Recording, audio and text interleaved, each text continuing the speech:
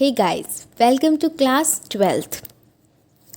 जैसा कि आप जानते हैं कि आपकी इस साल बोर्ड्स की एग्ज़ाम्स एंड बोर्ड्स के एग्ज़ाम्स में अच्छे मार्क्स स्कोर करने के लिए हमें सिलेबस के बारे में अच्छे से पता होना चाहिए कि हमें क्या पढ़ना है और क्या टॉपिक्स हमें छोड़ने हैं, क्या टॉपिक्स इम्पॉर्टेंट हैं।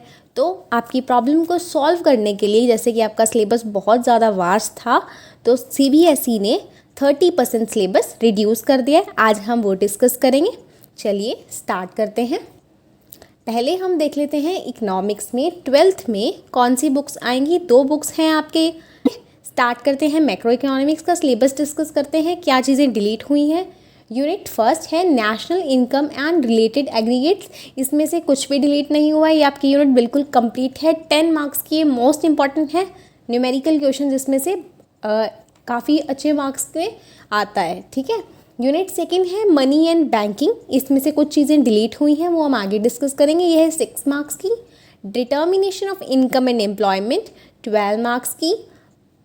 Government budget and the economy 6 marks की। इन दोनों में से कुछ भी डिलीट नहीं हुआ है। बैलेंस ऑफ पेमेंट जो 6 मार्क्स की है, इसमें से आपके कुछ टॉपिक्स डिलीट हुए हैं, ठीक है। यूनिट 2 एंड यूनिट 5 में कुछ टॉपिक्स डिलीट हुए हैं। ये बुक आपकी कंप्लीट 40 मार्क्स की है। सेम स्टैट की भी आपकी जो बुक है वो 40 मार्क्स की आएगी। 20 मार्क्स का आपका है प्रोजेक्ट वर्क। फर्स्ट यूनिट में क्या है, क्या क्या पढ़ना है आपको। मैक्रो इकोनॉमिक्स क्या होती है, कंजप्शन गुड्स क्या होते हैं, कैपिटल गुड्स, इनमें क्या डिफरेंस होता है, final goods, intermediate goods, stocks flows क्या होते हैं, ये कुछ कंसेप्ट्स आपको क्लियर करने पड़ेंगे। ग्रोथ, इन्वेस्टमेंट, डेप्रिसिएशन, नेट का कंसेप्ट, ये चीज़ें अगर आपकी क्लियर होंगी तभी आप नेशनल इनकम को अच्छे से समझ पाएंगे। काफ़ी इंपॉर्टेंट चैप्टर है, आपके आगे भी काम आने वाला है। मेथड्स क्या होते हैं नेशनल इनकम, वैल्यू एडेड, और आपको इसके अंदर 3 मेथड्स पढ़ने होते हैं, value added, expenditure, income method, okay. Aggregates of, और इसके अंदर आपसे क्या क्वेश्चन में पूछा जाता है आपको पता ही है। न्यूमेरिकल में आपसे पूछा जाएगा, आपको नेशनल इनकम निकालनी है, भले आपको GDP, NDP, NNP, ये कंसेप्ट को बहुत ही अच्छे से डिटेल में क्लियर करना होगा। लास्ट है आपका GDP एंड वेलफेयर, ये थ्योरी कंसेप्ट है।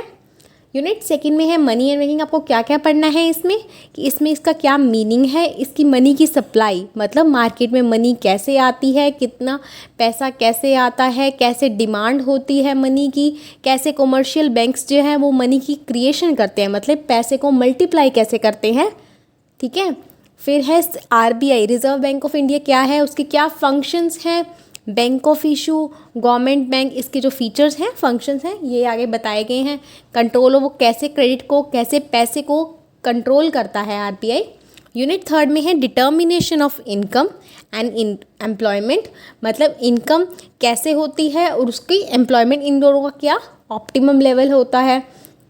एग्रीगेट डिमांड क्या होती है, प्रोपेंसिटी टू कंज्यूम, कितना जो कंज्यूमर है अपनी इनकम में से कंज्यूम कर रहा है, कितना उसे स्पेंड कर रहा है, कितना सेव कर रहा है, इन चीज़ों को पढ़ेंगे हम।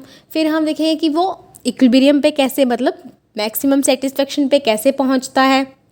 इन्वेस्टमेंट मल्टीप्लायर क्या होता है, या इसका मैकेनिज्म आपको बहुत डिटेल में पढ़ना है। ये meaning of full employment and involuntary employment, unemployment का ये आपको ये पढ़ना होगा।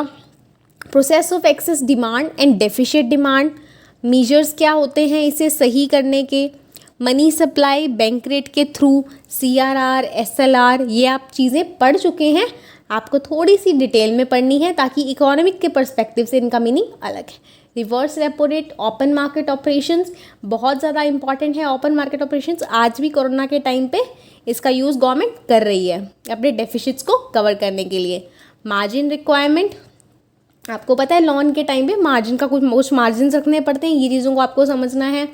गवर्नमेंट बजट, यूनिट 4 है आपकी गवर्नमेंट बजट। इसमें क्या आएगा कि गवर्नमेंट बजट कैसे बनाती है, रिवेन्यू रिसिप्ट्स क्या होते हैं, कैपिटल रिसिप्ट्स क्या होते हैं, रिवेन्यू एक्सपेंडिचर, कैपिटल एक्सपेंडिचर, ये वाले कंसेप्ट अकाउंट से बिल्कुल डिफरेंट हैं।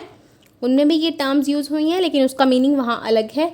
Measures of government deficit, revenue deficit, fiscal deficit पढ़ना है, प्राइमरी डेफिशिएट और उसका क्या मीनिंग होता है, ये सारे कंसेप्ट को आपको डिटेल में पढ़ना है। बैलेंस ऑफ पेमेंट में आपको क्या पढ़ना है, क्या पढ़ना है, उसके मीनिंग्स क्या हैं, कंपोनेंट्स क्या हैं, उसका मतलब बैलेंस ऑफ पेमेंट्स, हमारे इंपोर्ट्स और एक्सपोर्ट्स के बारे में हम पढ़ेंगे। जो इंपोर्ट करते हैं तो हमें पेमेंट करनी पड़ती है, एक्सपोर्ट करते हैं तो हमें इनकम होती है, तो उनको हम कैसे बैलेंस करते हैं, हमारी गवर्नमेंट कैसे बैलेंस करती है, कुछ रेट्स को मैनेज किया जाता है, मैनेज फ्लोटिंग क्या होता है, ये सब चीज़ें आप पढ़ेंगे। अब हम देखते हैं कि हमारी मैक्रो इकोनॉमिक्स में से क्या क्या चीज़ें डिलीट हुई हैं।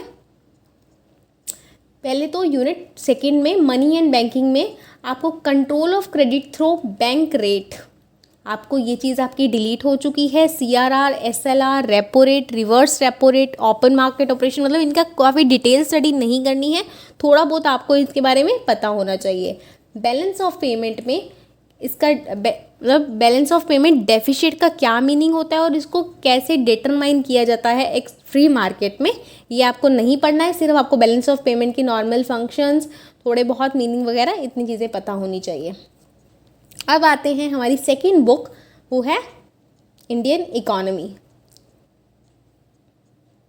Indian economic development.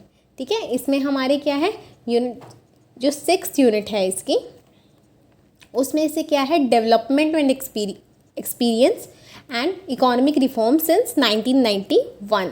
आपको पता है 1947 से 1990 तक इकोनॉमी में कैसा डेवलपमेंट हुआ, और 19 इसको हमने क्यों डिवाइड किया है 91 तक, क्योंकि 1991 में इकोनॉमी में बहुत बड़ा चेंज आया था। LPG पॉलिसी आई थी, आपने थोड़ा उसके बारे में सुना होगा, liberalisation, privatisation and globalisation.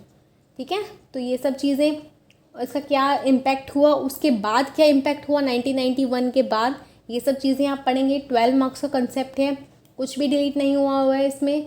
Unit 7 में current challenges facing by Indian economy, आज के टाइम पे हमारी इकोनॉमी क्या क्या चैलेंजेस फेस कर रही है, उसे हम पढ़ेंगे। 22 मार्क्स का है और इसमें से कुछ चीज़ें डिलीट हुए हैं, कुछ topics. Development experience of India, A comparison with neighbours, ये 6 मार्क्स का है। ठीक है, इसमें से भी कुछ भी डिलीट नहीं हुआ है। इसमें कंपैरिजन में क्या है, हमारे इंडिया, चाइना, पाकिस्तान के साथ हमारे क्या रिलेशंस हैं, उनमें क्या क्या उनमें डेवलपमेंट हुआ, किस तरीके से, इनमें क्या डिफरेंस है, इन सब चीज़ें को हम डिस्कस करेंगे। चलिए, यूनिट पार्ट बी है इंडियन इकोनॉमिक डेवलपमेंट, यूनिट 6। इसमें आपको कैसे Indian economy eve of independence से पहले कैसी थी, 5 ईयर प्लान्स पढ़ेंगे कि 5 ईयर प्लान्स कैसे बने, उनके क्या गोल्स थे, पॉलिसीज़ गवर्नमेंट ने क्या चलाई थी, एग्रीकल्चर पॉलिसी, इंस्टीट्यूशनल इंडस्ट्री के लिए क्या क्या पॉलिसीज़ बनी थी, स्मॉल स्केल इंडस्ट्रीज़ बनी थी, फॉरेन ट्रेड कैसे होता था, ये सारी चीज़ें आप पढ़ेंगे। इकोनॉमिक रिफॉर्म्स क्या आए थे 1991 में। LPG मैं आपको बता चुकी हूँ। कंसेप्ट ऑफ डीमोनेटाइजेशन, नया कंसेप्ट ऐड हुआ है, कंसेप्ट ऑफ डीमोनेटाइजेशन GST।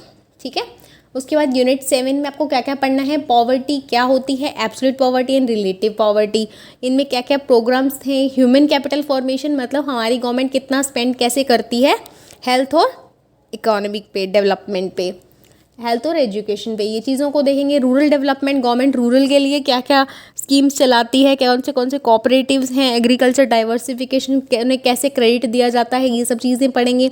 फिर है एम्प्लॉयमेंट में देखेंगे कि कैसे ग्रोथ होती है, एम्प्लॉयमेंट कौन कौन सी होती है, अनएम्प्लॉयमेंट, ये सारी चीज़ें आप उसमें देखेंगे।